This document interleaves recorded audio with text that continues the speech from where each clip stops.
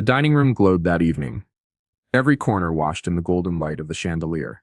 Plates clattered softly, spoons tapped against bowls, and the sound of laughter filled the space. On the surface, it looked like the picture of a happy family. My son sat at the head of the table, proud, relaxed, as if nothing in the world could disturb this peace. My daughter-in-law, his wife, sat across from me. She smiled brightly, too brightly, as if the smile itself were a mask stretched across her face. I had seen many family dinners in my life, but that night, something felt different. Something hung in the air, heavier than the scent of roasted meat and fresh bread. It wasn't joy, it wasn't peace. It was tension, and it pressed against my chest with every breath. I watched her carefully. Her movements were graceful, practiced. She laughed at my son's jokes, complimented the food, offered more bread to the children. She played the role of a perfect wife, a perfect daughter-in-law, but her eyes gave her away. Each time her gaze flicked toward me, I saw it sharp, cold, like a blade hidden behind silk. When the moment came, it was so subtle that no one else noticed. She reached for the wine bottle, her fingers steady at first, but then a faint tremor rippled through her hand. She poured for everyone around the table, light and easy, until she reached me. There, her movement slowed. Too slow.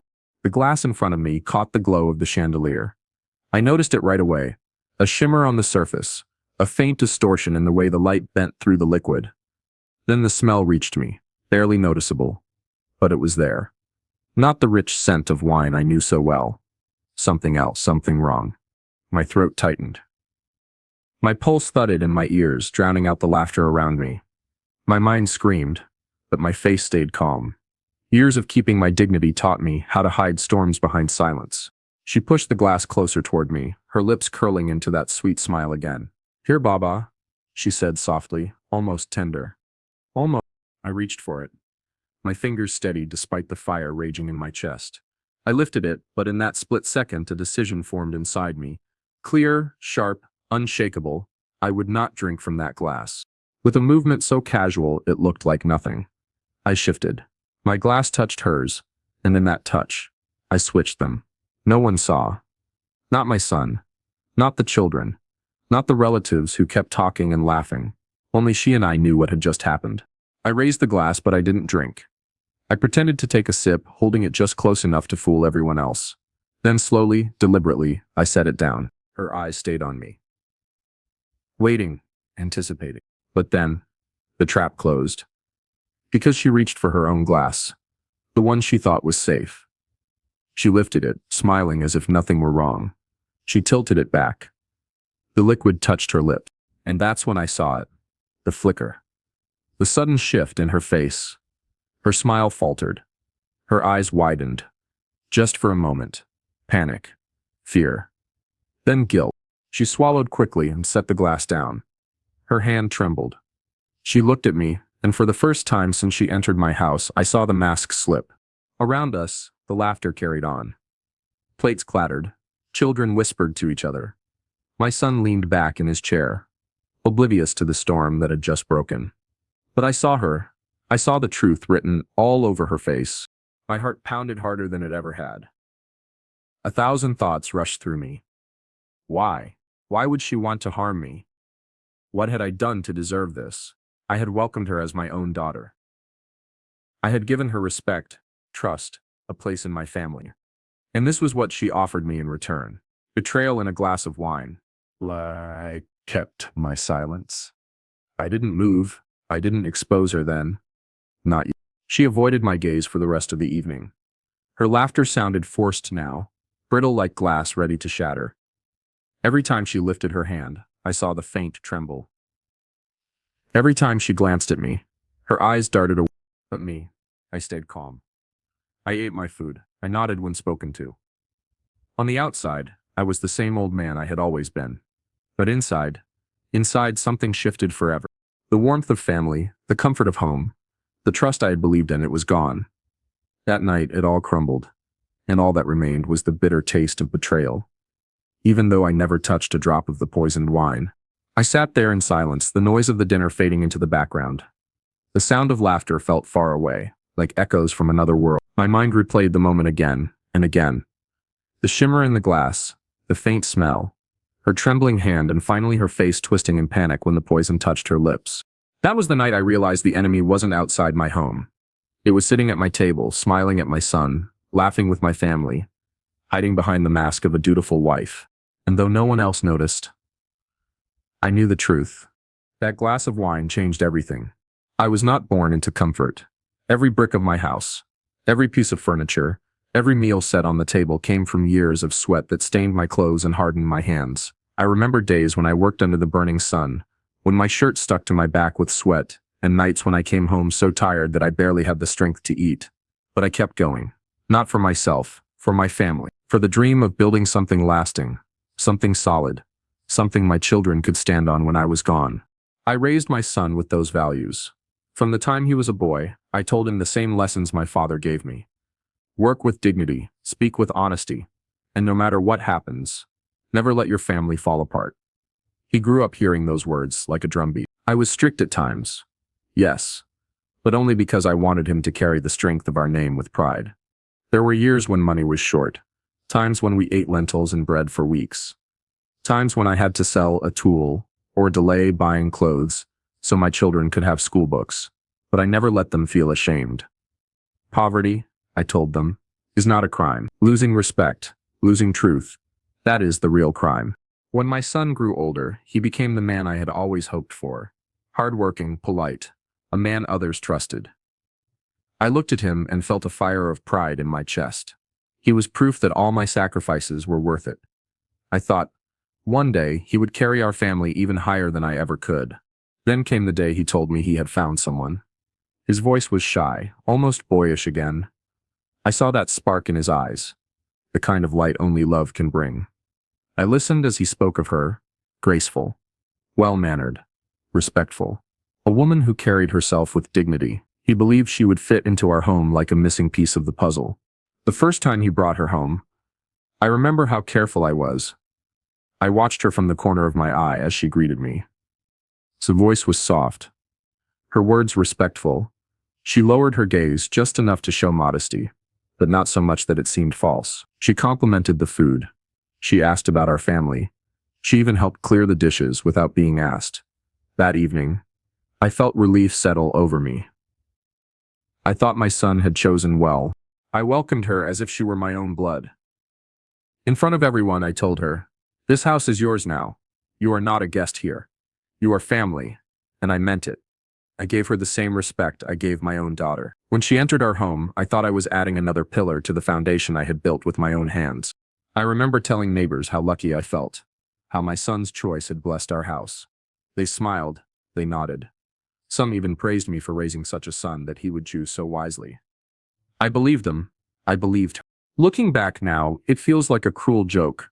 To think that the very person I embraced, the woman I trusted, would one day be the one to put poison in my glass. But at that time, there was no shadow, only love. I used to sit in the courtyard after dinner, listening to the night birds, watching my son and his wife talk softly in the kitchen. Their laughter floated through the air, and I would close my eyes, thinking, yes, this is what peace feels like. This is what I worked for. Every nail I hammered, every blister on my palms, every sacrifice, I thought it was all leading to this. A complete family, a home where love lived, a place where I could finally rest, knowing my children would carry our values into the future. That was the dream. That was the family I built. With my hands.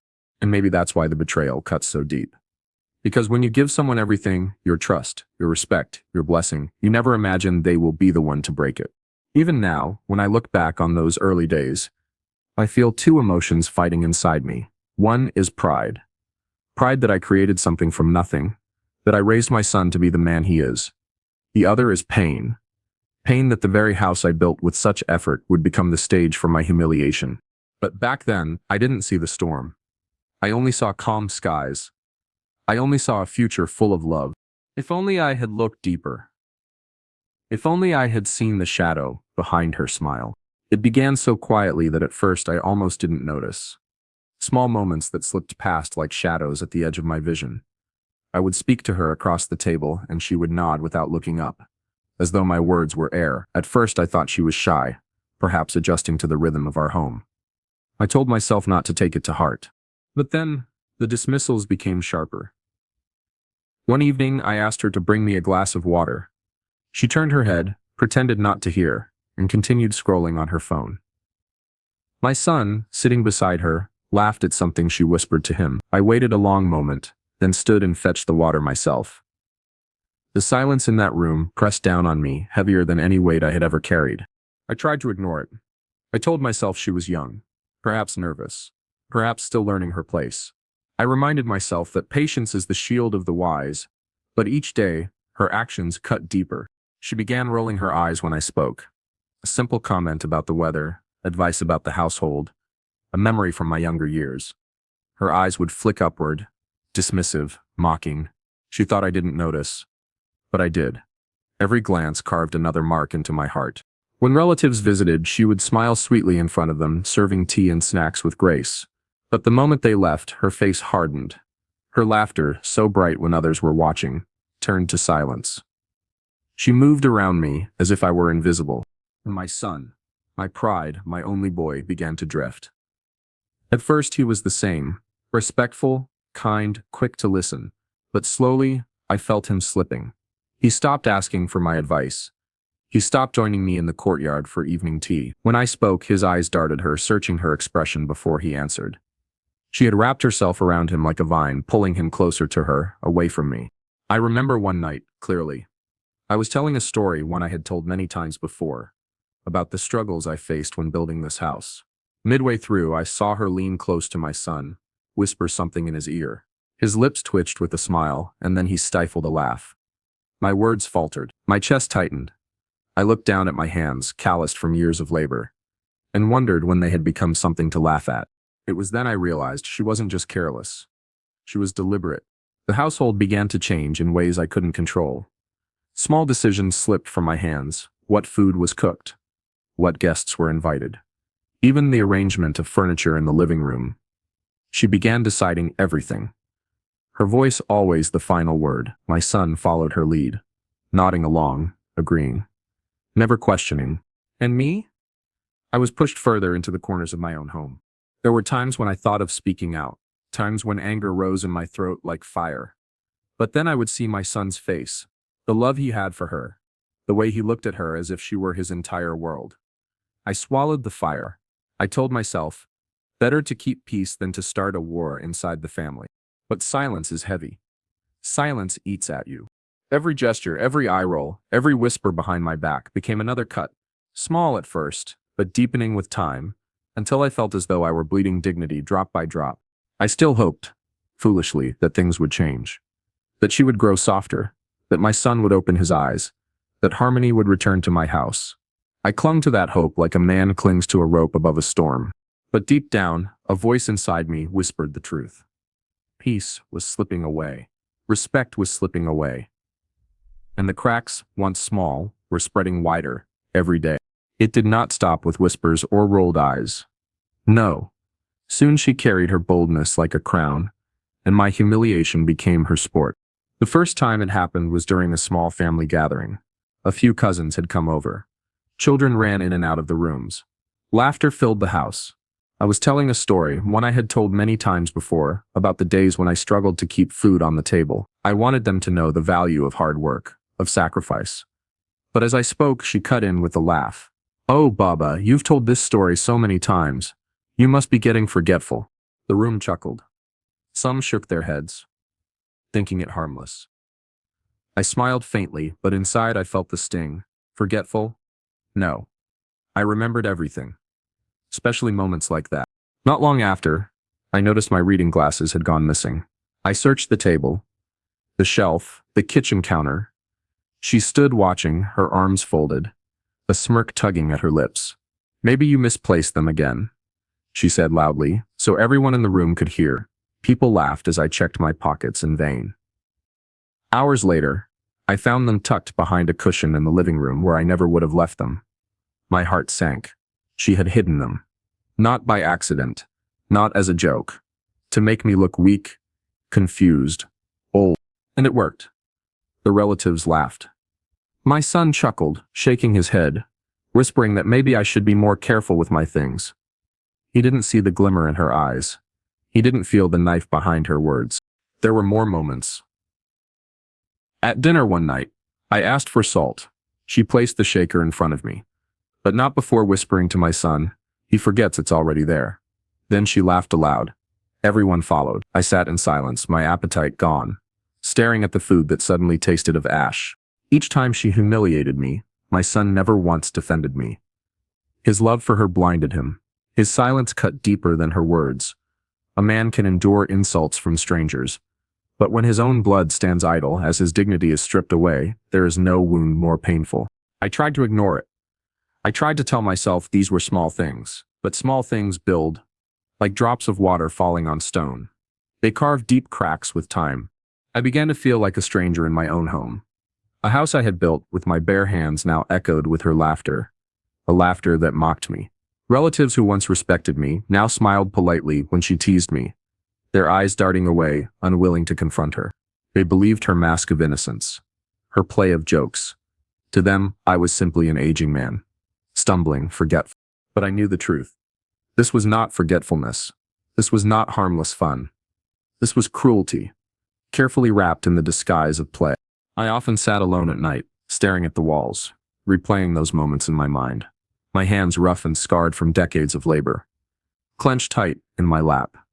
I wanted to shout, to tell them all that I was not weak, not senile, not useless, that I was still the man who had built this house, who had raised this family with discipline and love. But my words stayed locked in my chest. Why? Because of my son. Because I could not bear to see his face, torn between his father and his wife. So I swallowed my pride, night after night, letting the poison of humiliation eat at me. But silence has its limits, and each cut she delivered brought me closer to the edge. I began to understand that this was no passing phase, no youthful immaturity. This was her way of tightening her grip on the house, on my son, on everything I had built. And if I kept quiet, she would succeed. I told myself to endure, to wait, to gather strength, but deep inside I knew the day would come when my silence would break. It was late in the evening, the kind of night when the house falls into silence after a long day. My son had gone to bed early, exhausted from work, and the children were already asleep. I stayed awake, moving through the rooms with slow steps, tidying the small messes that always gather in a home, folding a blanket tossed over a chair, collecting empty cups from the table, turning off the lights one by one. When I entered the living room, I noticed a drawer slightly open. It wasn't unusual, but something made me pull it wider. Inside, beneath a pile of old magazines, I saw folded papers. Receipts. I lifted them, my fingers trembling as I read the amounts. Jewelry. Designer clothing. A luxury handbag with a price that made my stomach twist. I frowned, reading them again and again, as if the numbers might change. But they didn't. They glared at me, proof that someone in this house was spending money we did not have. My son's salary was steady, but modest. He worked hard, but he was not a rich man. Every rupee he earned was carefully planned. Household expenses, the children's schooling, and the countless small needs of daily life. There was no space for this, no space for luxuries worth more than 3 months of our food. I placed the receipts back, quietly, and closed the drawer. But my mind did not close with it. Questions stormed in. Where did she get the money? Why did she hide these things? And more than that, what else was she hiding? That night, I could not sleep. I lay awake, staring at the ceiling, listening to the faint hum of the fan. Every sound in the house seemed louder, the creak of wood, the shift of curtains in the breeze, and then, just past midnight, another sound reached me, her voice. Soft. Gentle. Too gentle. I rose silently, my feet careful on the cold floor. I followed the sound, step by step, until I stopped outside the kitchen. She stood near the window, phone pressed to her ear, her voice lowered but still clear enough for me to hear. "Don't worry," she whispered, smile in her tone. "He doesn't suspect a thing." "Yes, I miss you too." My chest tightened. My heart pounded against my ribs. Each word struck me like a hammer. That sweetness, that tenderness, was not for my son. It was for another man. I gripped the wall to steady myself, my breath sharp and uneven. Rage burned through me, hot and violent. But mixed with it was sorrow, heavy as stone. Not only was she mocking me, humiliating me in my own home, she was deceiving my son. The boy I raised with such care. The man I was so proud of. I stepped back into the shadows, forcing myself to breathe. To stay calm. Bursting into the room, confronting her then and there, would change nothing. She would deny it. Twist it. Perhaps even convince my son that I was imagining things. No. I needed more. I needed proof. From that night on, I began to watch her more closely. When she left the house, I noted the times. When she returned, I watched her face, her hair, her clothes. I noticed the way she often carried shopping bags but hid them quickly in her room before anyone saw. I noticed the faint perfume on her that was not the same she wore at home. At meals, she pretended to laugh, to act normal. But I saw how her phone never left her side. How her eyes lit up at certain messages. How she grew restless when too much time passed without checking it. One evening I heard her again, this time in her bedroom. My son was asleep, but she whispered into her phone, her voice dripping with affection. She spoke words I could not bear to repeat. Words no wife should say to any man other than her husband. My chest ached as I listened. My fists clenched until my nails dug into my palms. Every instinct in me screamed to protect my son, to drag the truth into the light. But I knew I had to be careful. A man without proof is a fool, and she had already painted me as forgetful, old, unreliable. If I accused her now, my son might side with her. So I swallowed the pain and chose patience. I began keeping small notes, writing times and details in a hidden book. When she left, what she carried, what I overheard. My heart grew heavier with every page, but my resolve grew stronger too. There were nights I sat alone in the courtyard, staring at the stars, asking myself how things had come to this. How a woman I had welcomed as my own daughter could weave such betrayal into the walls of my home. The same walls I had built brick by brick, sweating under the sun, dreaming of peace for my old age. But there was no peace. Only shadows. Shadows filled with secrets. And I knew. Sooner or later, those shadows would consume everything unless I acted. That was the night I stopped being blind. That was the night I swore to myself.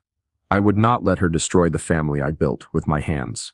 I began to notice the little things, the kind of details most people would overlook. The way she handled the smallest routines in the house.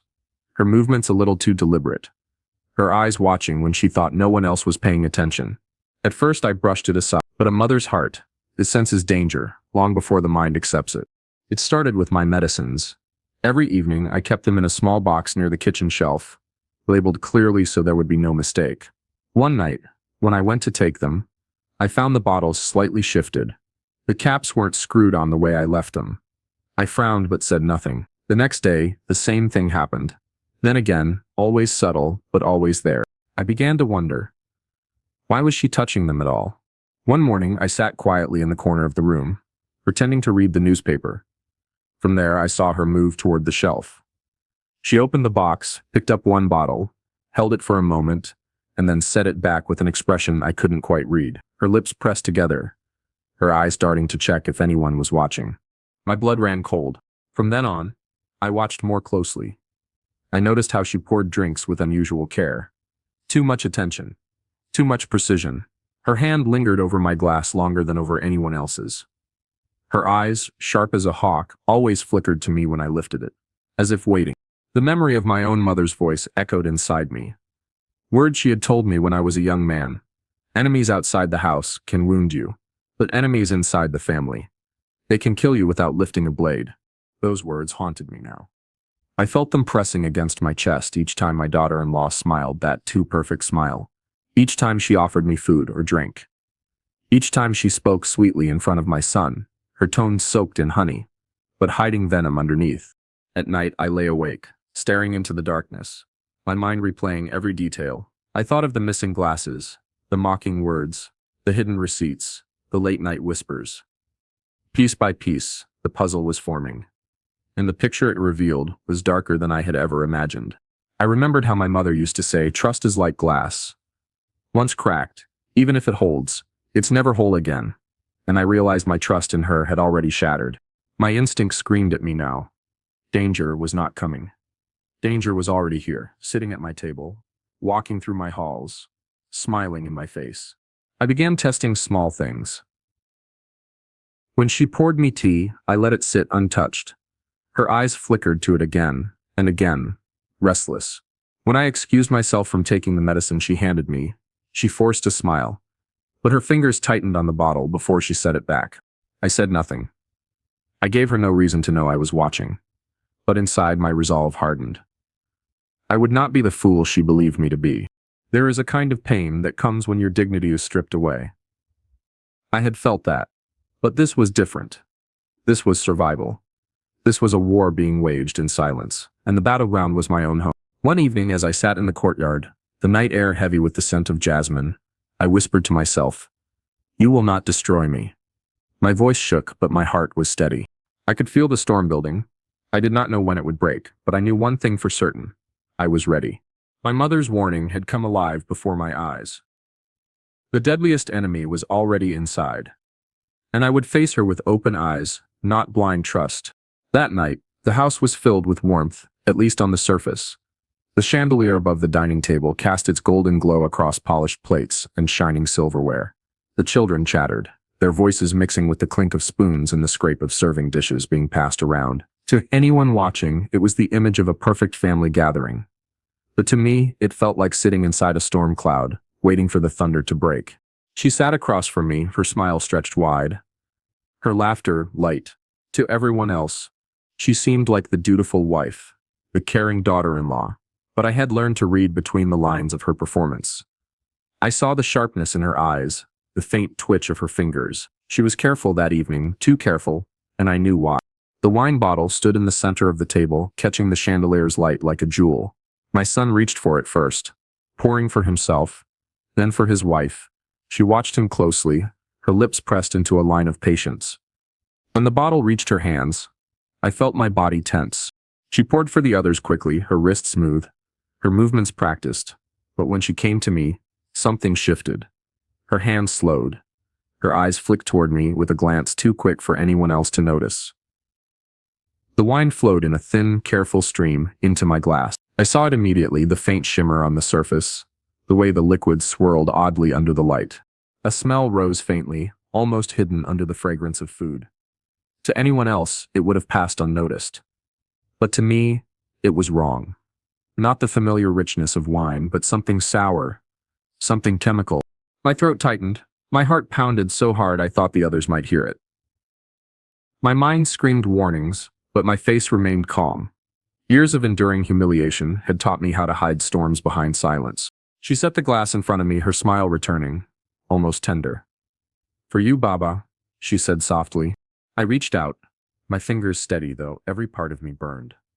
I lifted the glass slowly. My son still talking about work. The children still laughing. No one saw the war raging inside me. And in that split second, I made my choice. I leaned slightly forward, nudged her glass with mine as though by accident, and switched them. The movement was so natural, so casual, that no one else noticed. Not my son, not the children, not the relatives around us. Only she and I knew what had just happened. I lifted her glass to my lips, tilting it just enough to look as though I had taken a sip. I let the liquid touch the rim, close enough for her to believe. Then I set it down with deliberate care. Her eyes locked onto me, searching, waiting. But then she lifted the glass I had left for her, the one she believed was safe. She raised it with that same sweet smile, her fingers trembling ever so slightly. She tilted it back and drank. It happened in an instant. Her lips touched the rim, her throat swallowed, and her mask cracked. Her smile faltered. Her eyes widened, panic flashing like lightning.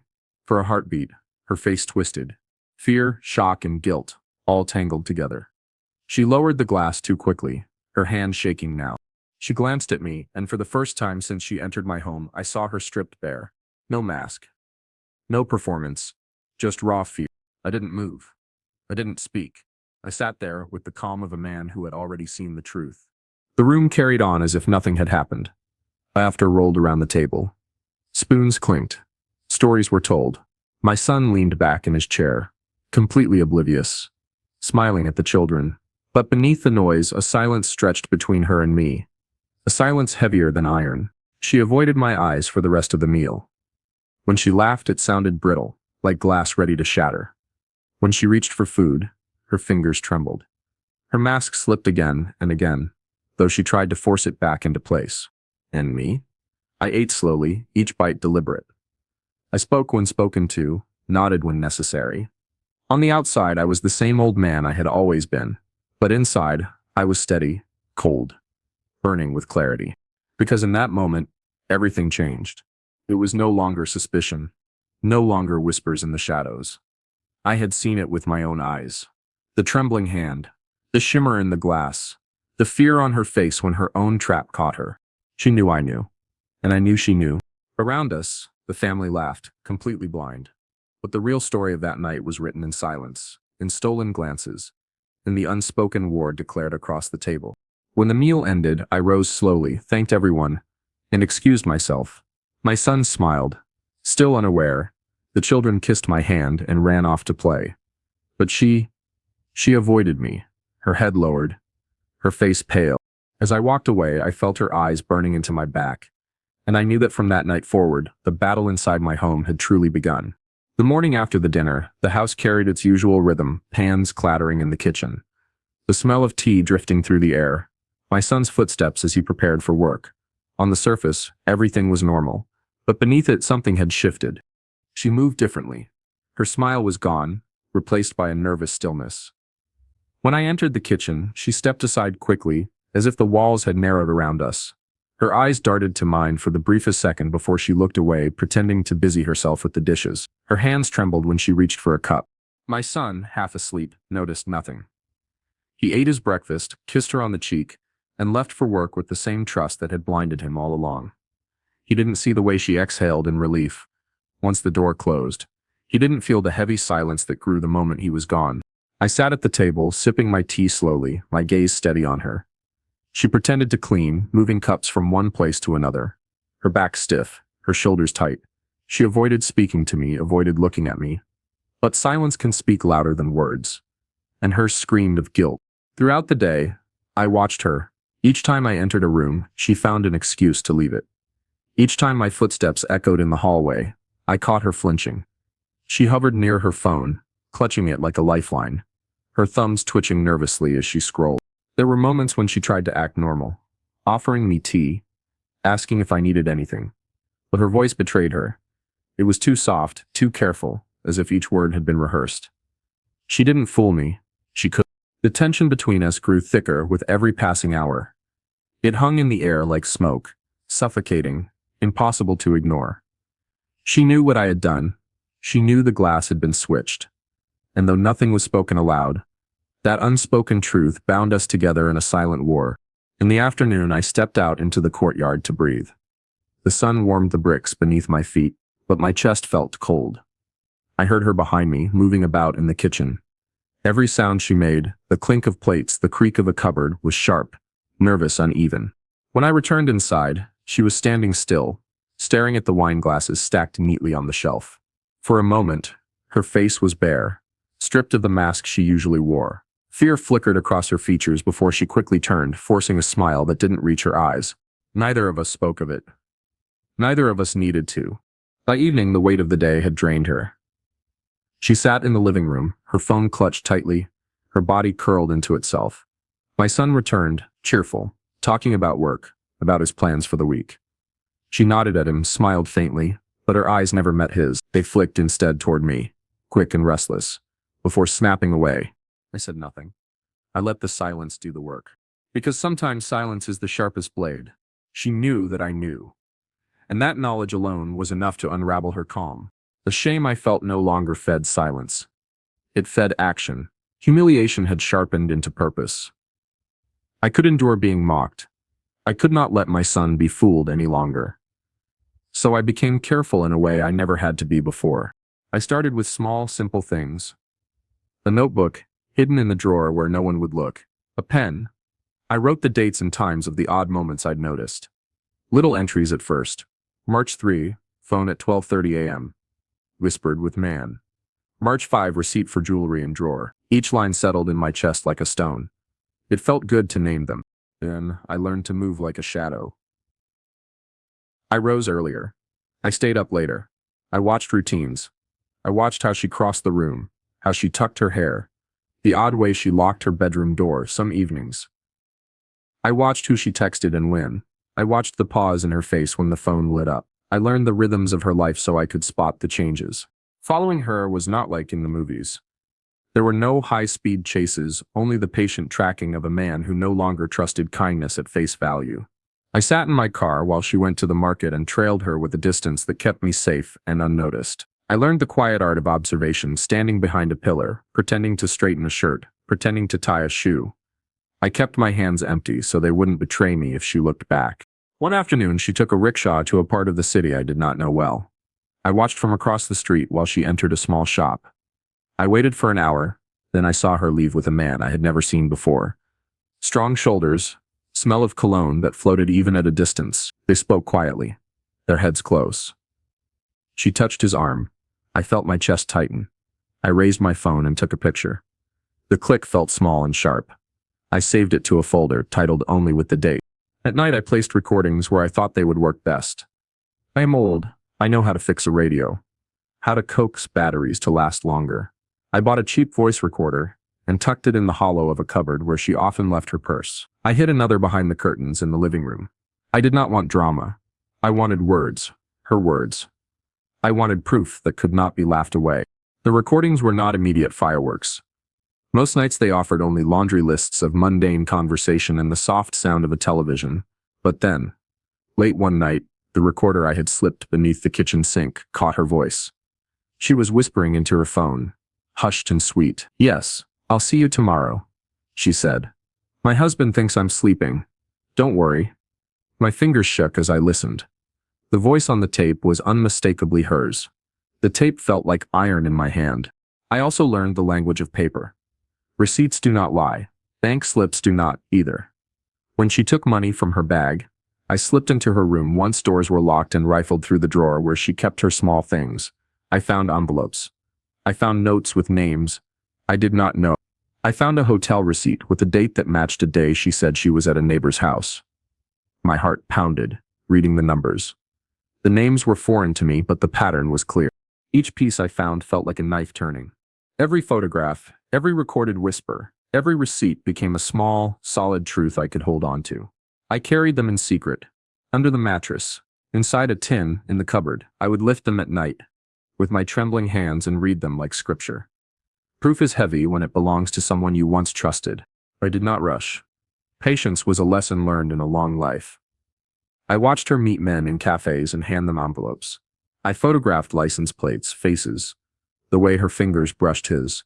There were evenings she laughed so freely with a stranger that I almost wanted to burst in and scream. But a man without certainty is a fool, and a spectacle in the wrong season can undo everything. So I learned to be colder.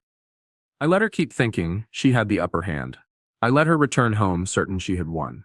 Then I would tuck another piece of truth into my tin and sleep with the satisfaction of a man, finally making a case for himself. There were nights when my revenge tasted like ash. Proof is a bitter thing. I would replay her voice until the sugar in it soured. I would stare at photographs of men whose names I had to look up later. In those hours, my memories of my son as a child, mud on his cheeks, his small hands reaching for mine, kept me steady. I was not collecting truths for the thrill of exposure.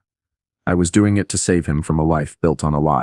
My watchfulness did not go unnoticed forever. I saw her glance at me once, across the courtyard.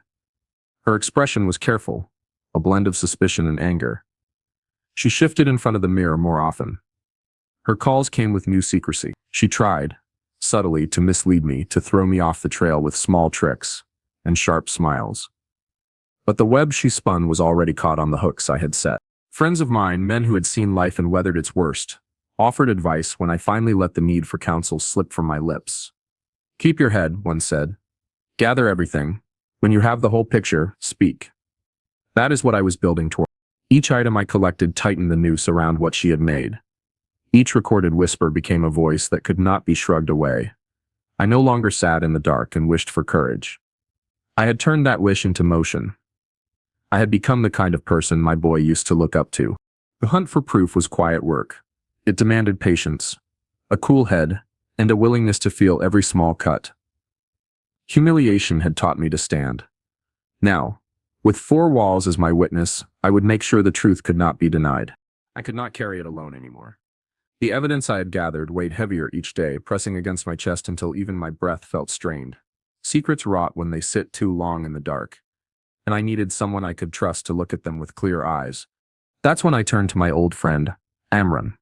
We had known each other since our youth, when we were both struggling men, building our lives brick by brick. He had walked the path of law, spending decades in courtrooms, his mind sharpened by battles of truth and lies. Now retired, he carried himself with the calm of a man who had seen everything. If anyone could help me untangle this, it was him. I visited him one evening, carrying nothing but a small folder pressed under my arm. He welcomed me with his usual warmth, pouring tea as we sat on the veranda of his quiet house. The air smelled of damp earth after a light rain. When I finally spoke, my voice cracked. I told him everything, from the first small signs of disrespect to the shimmering glass of wine that nearly ended me. I laid out the receipts, the photographs, the recordings. My hands trembled as I pushed the folder toward him. He opened it slowly, his face giving nothing away as his eyes moved across the papers. The photographs, the transcripts I had written out by hand. Minutes passed in silence. The ticking of the wall clock grew louder. When he finally looked up, his expression was stern, carved from stone. "You did the right thing by watching quietly," he said. "If you had spoken without proof, they would have turned it against you. Now, at least, you have weight in your hands."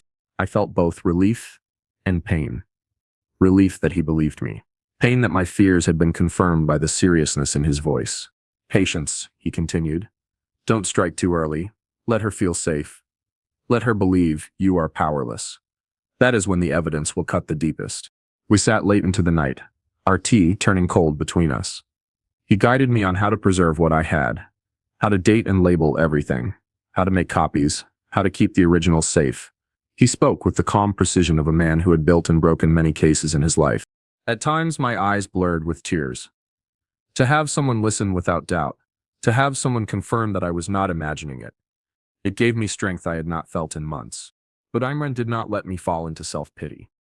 He reminded me, firmly, that my goal was not vengeance alone.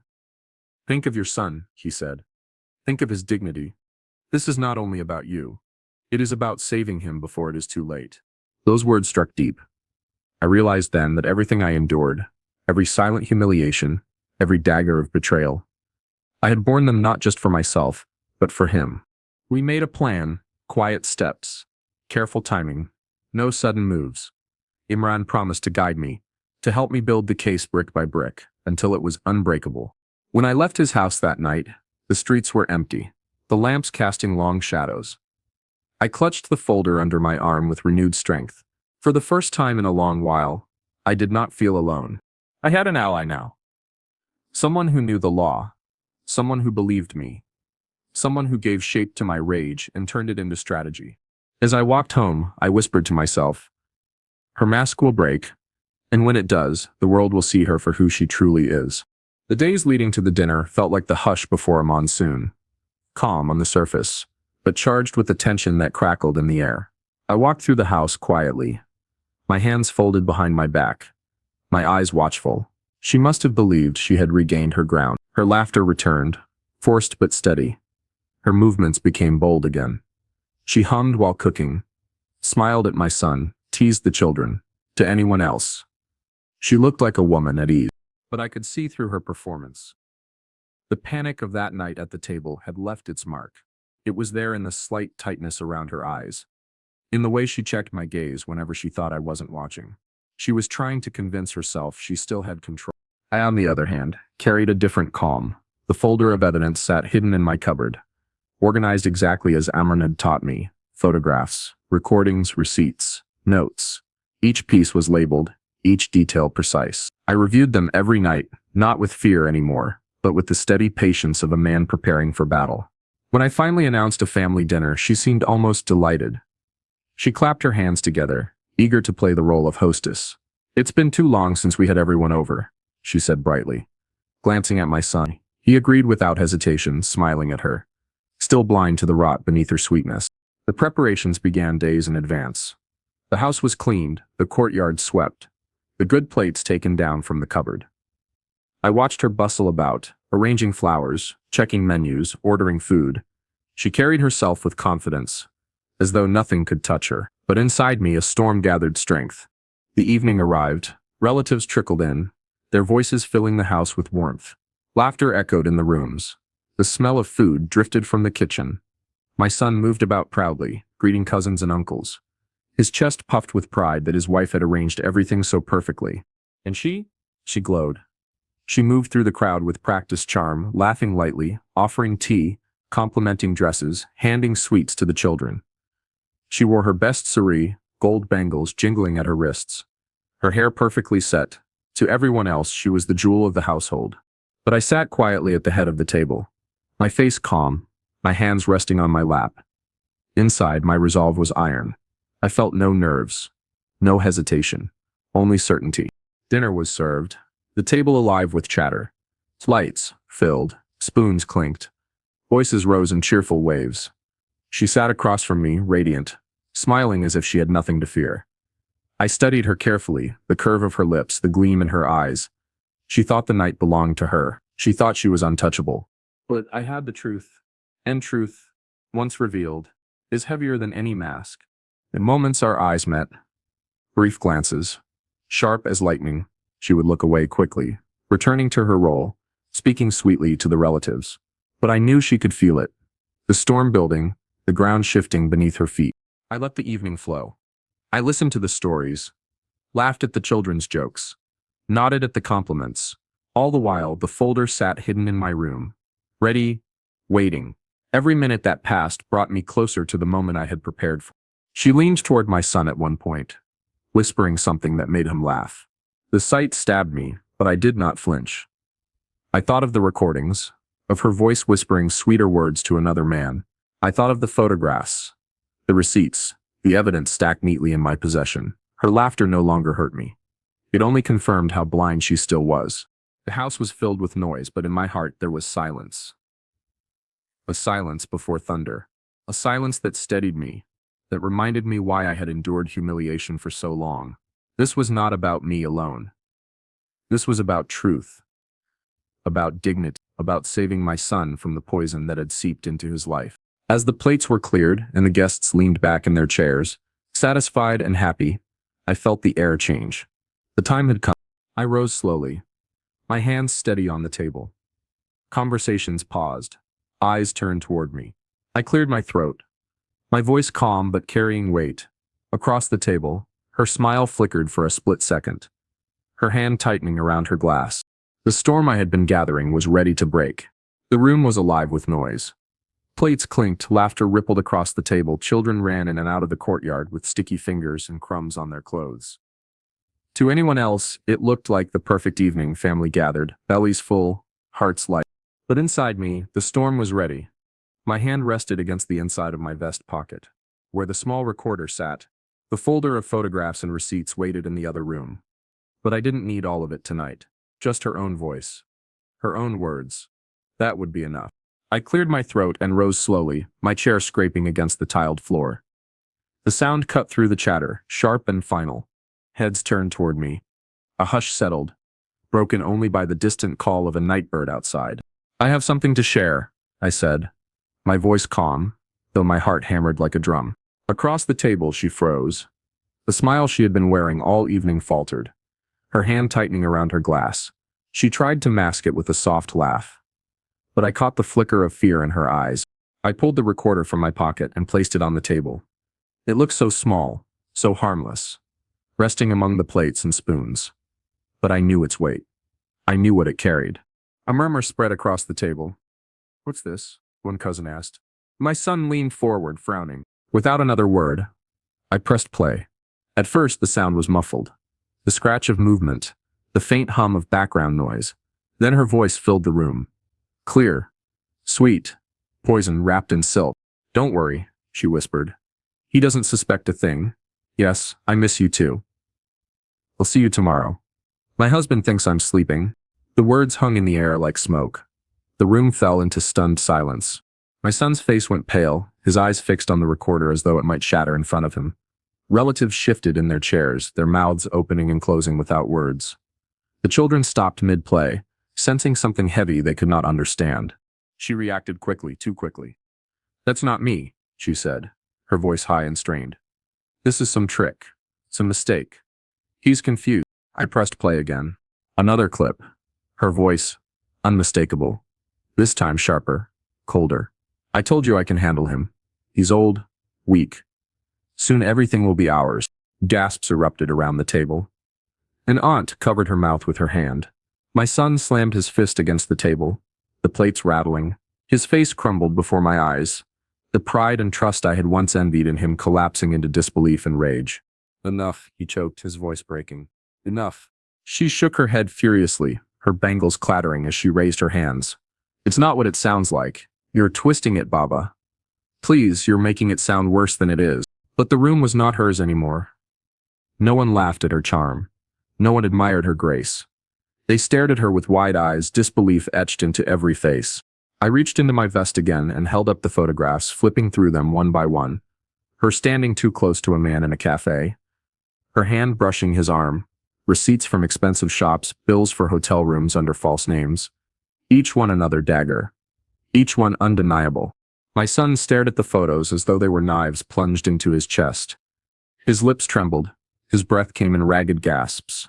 Finally, he looked at her, his wife, his supposed companion, and his eyes were filled not with love but with betrayal, so deep it seemed to hollow him out. How could you? He whispered. His voice cracked like dry wood. How could you do this to me? To him? To our family?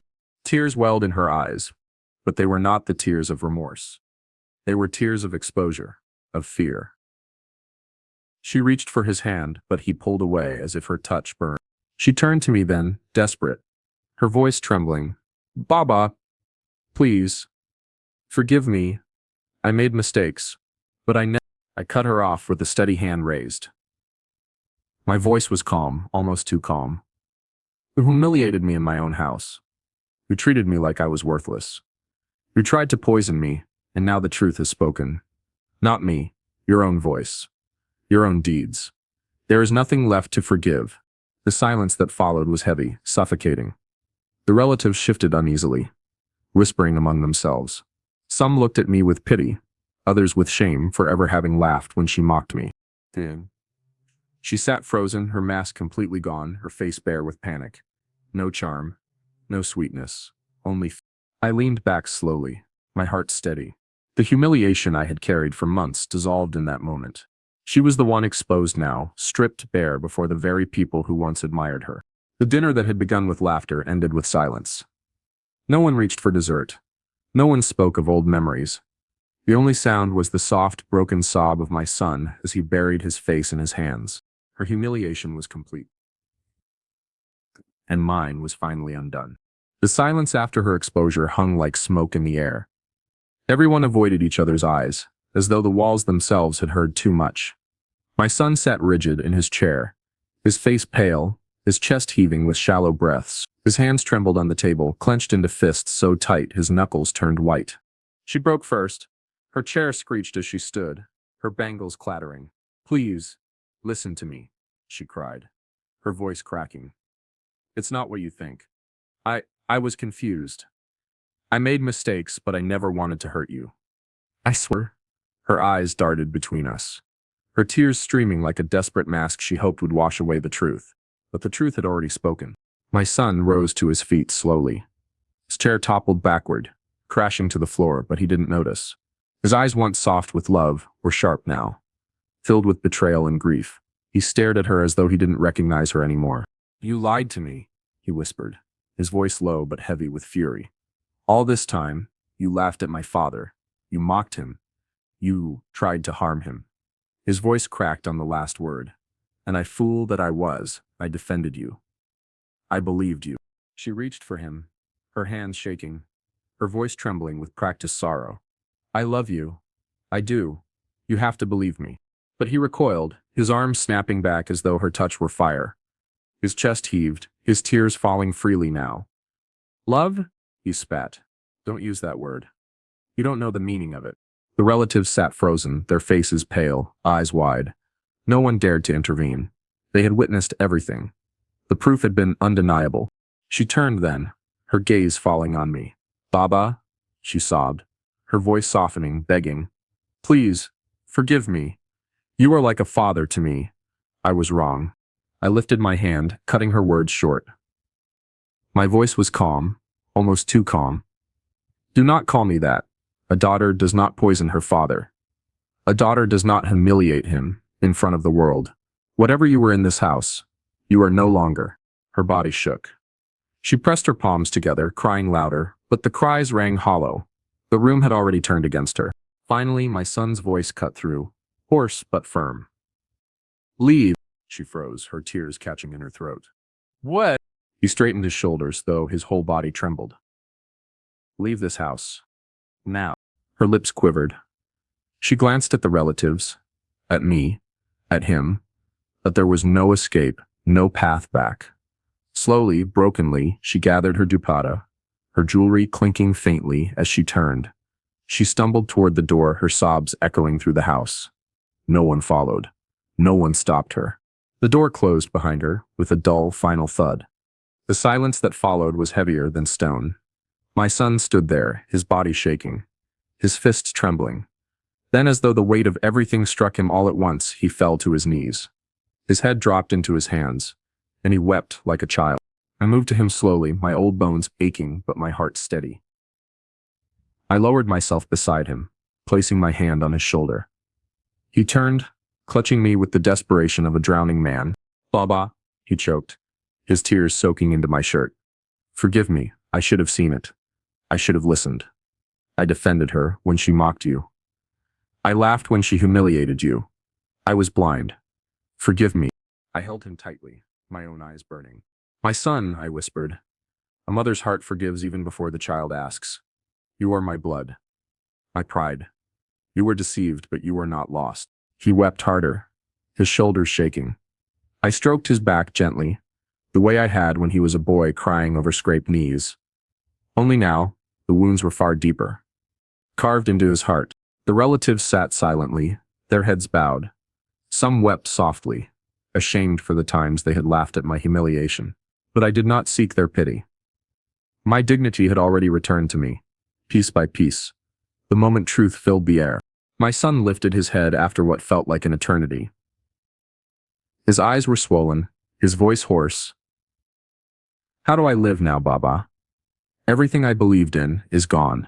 I cupped his face with both hands, forcing him to look at me. You live with honesty. You live with respect. Betrayal is poison, my son. But truth is the medicine that saves a family.